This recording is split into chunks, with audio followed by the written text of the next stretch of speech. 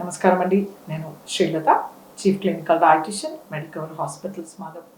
ఇవాళ మనము fast foods అంటే ఏంటి, వీటితో మనకి శరీరానికి ఏమైనా లాభాలు ఉన్నాయా లేదా ఎటువంటి నష్టాలు జరుగుతున్నాయో తెలుసుకుందాం.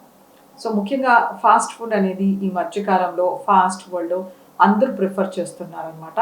సో ఇంట్లో ఏవైనా చేసుకోవడానికి చాలా టైం తక్కువ ఉండొచ్చు, లేకపోతే చేయడానికి ఇష్టం లేకపోయినా, లేకపోతే త్వరగా లభ్యమవుతుంది అనే ఆలోచనతో కానీ, ఎటువంటి కారణాలతోటైనా ఈ మధ్యకాలంలో మనము ఫాస్ట్ ఫుడ్స్ పైన ఎక్కువ మోతాదులో డిపెండ్ అవుతున్నాం. సో ఈ ఫాస్ట్ ఫుడ్ అంటే మనకు ఆ వర్డ్లో తెలిసిపోతుంది త్వరగా అయ్యే ఫుడ్ అని.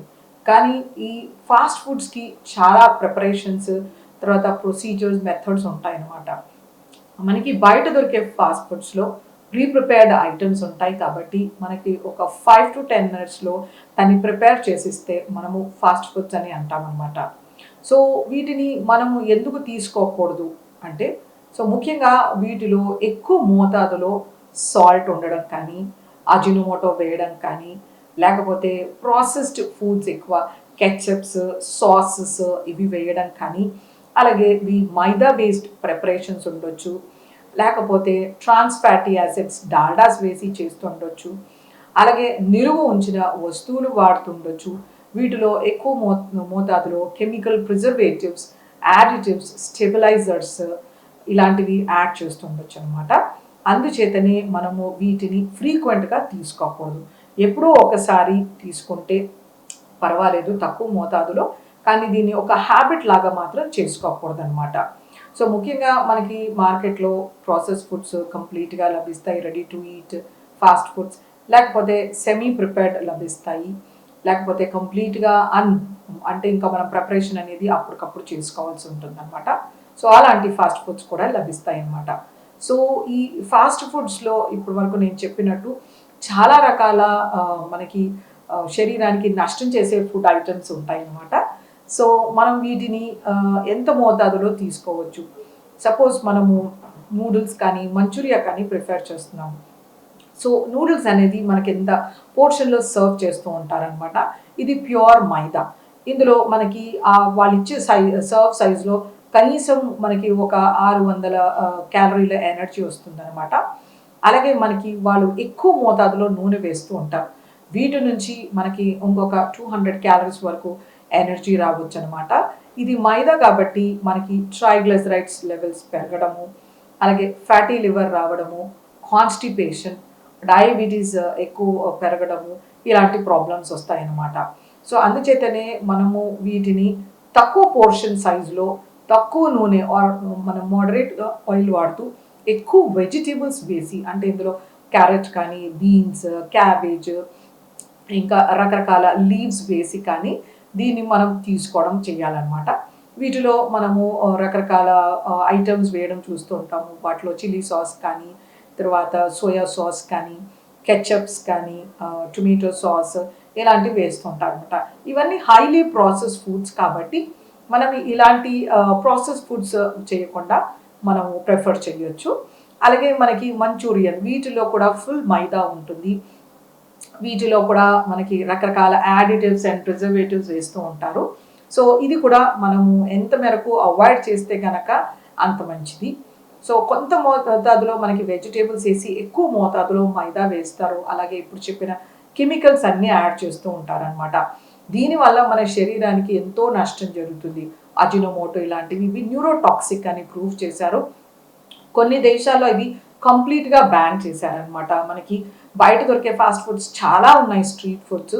ఇవి పిల్లలు ఎక్కువగా మగ్గు చూపిస్తున్నారు.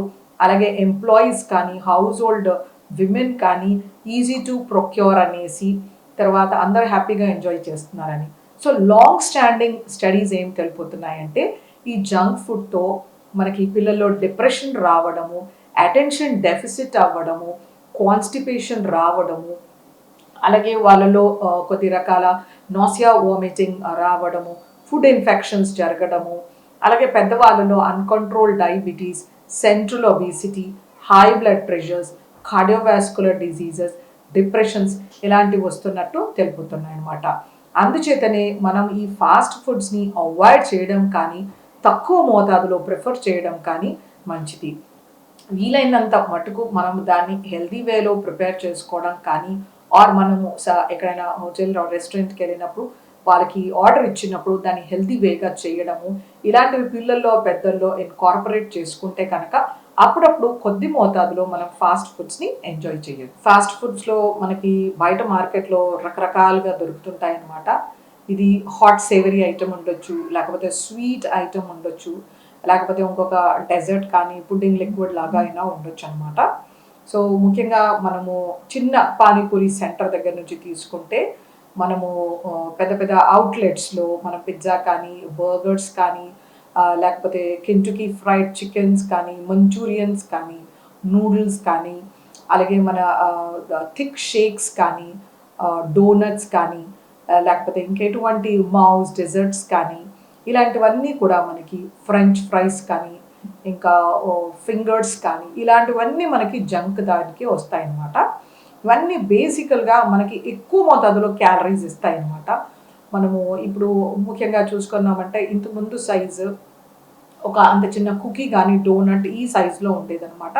దాంట్లో అరౌండ్ మనకి 150 to 250 క్యాలరీస్ వచ్చేవి, దాని స్టఫ్ని బట్టి, లేయర్స్ని బట్టి.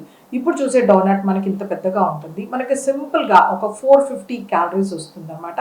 మళ్ళీ ఇది కోకోనట్ స్టఫ్ కానీ, లేకపోతే ఇంకా ఎటువంటి క్రీమ్ నట్స్ ఇలాంటివి వేస్తే ఇంకా ఎక్కువ క్యాలరీస్ అనేవి పెరుగుతాయి అనమాట. అలాగే మన స్కూప్స్ ఐస్ క్రీమ్స్ తీసుకోండి. ఇంతకుముందు cone ice cream or cup ice cream ఒక స్మాల్ వాల్యూమ్లో ఉండేది. ఇప్పుడు మనకి పెద్ద పెద్ద సర్వ్ సైజ్లో డిఫరెంట్ టైప్స్ ఆఫ్ స్కూప్స్, ఒక 3-4 స్కూప్స్ వేసి ఇంకా వాటిలో జెల్లీస్ వేయడం కానీ, చాక్లెట్ చిప్స్ వేయడం కానీ, హనీ డ్రాప్స్ వేయడం కానీ, ఇంకా ఇటువంటి గ్రేట్ చేసిన ఐటమ్స్ ఏవైనా చాక్లెట్స్ వైట్ ఆర్ డార్క్ వేయడం కానీ, ఇలా హై క్యాలరీ మనకు సుమారుగా ఒక 1000 క్యాలరీస్ వచ్చేటట్టు ఐస్ క్రీమ్స్ లభిస్తున్నాయి అనమాట. అలాగే మనం పిజ్జా కూడా ఇంతకుముందు స్మాల్ సైజ్ ఉండేదన్నమాట.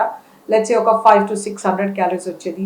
ఇప్పుడు పిజ్జా మనకి బిగ్ సైజ్, ఎక్స్ట్రా లార్జ్, తర్వాత చీజ్ బర్స్ట్ అని పైన టాప్ లేయర్స్లో చీజ్, లోపల లేయర్స్లో చీజ్, ఇలా ఎక్కువ హై ఫ్యాట్ హై క్యాలరీలో రావడము, మనకి సుమారుగా 1500 నుంచి 1800 క్యాలరీలు వచ్చేంత వరకు కూడా మనకు ఈ పిజ్జా అవైలబుల్ ఉంది.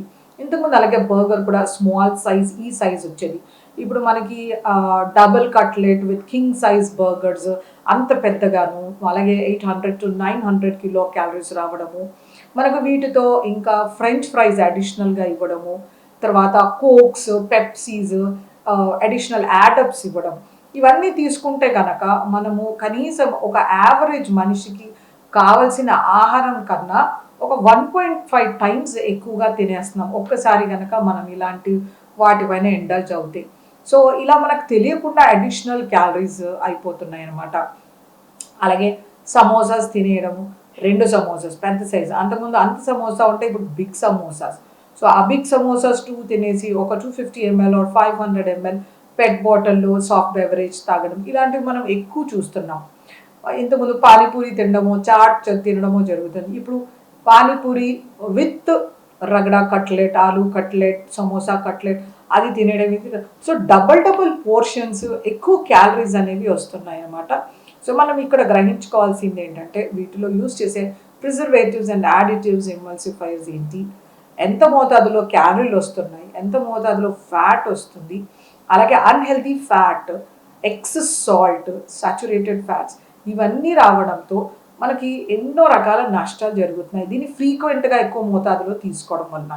సో పిల్లల్లో కోఆర్డినేటివ్ ఫంక్షన్ ఇంపేర్ అవ్వడము, అంటే వాళ్ళ ఇంటెలిజెన్స్ తగ్గడము, వాళ్ళ స్కూల్ పర్ఫార్మెన్సెస్ తగ్గడము, అలాగే వాళ్ళ అటెన్షన్ పే చేయకుండా అవ్వడము, తర్వాత వాళ్ళలో కాన్స్టిపేషన్, బ్లోటింగ్, గ్యాస్ ఫార్మేషన్ ఇవన్నీ కనబడుతున్నాయి. పెద్దవాళ్ళలో కూడా మల్టిపుల్ ప్రాబ్లమ్స్, అలాగే వాళ్ళకి ఎక్కువ మోతాదులో బయట ఇండల్జ్ అయినప్పుడు గ్యాస్ట్రైటిస్ అవ్వడము, gastroesophageal reflux, constipation, high cholesterol, high triglycerides, ఇంకా రకరకాల కార్డియాక్ ఈవెంట్స్, స్ట్రోక్స్, ఇవన్నీ ప్రాబ్లమ్స్ వస్తాయి. సో మనం ట్రెడిషనల్ హెల్తీ ఫుడ్ ఐటమ్స్ని మనం ఇంట్లో చేసుకోవడం, ఇంట్లో మనం తీసుకోవడం వల్ల మనకి ఎన్నో రకాల హెల్త్ బెనిఫిట్స్ ఉన్నాయి.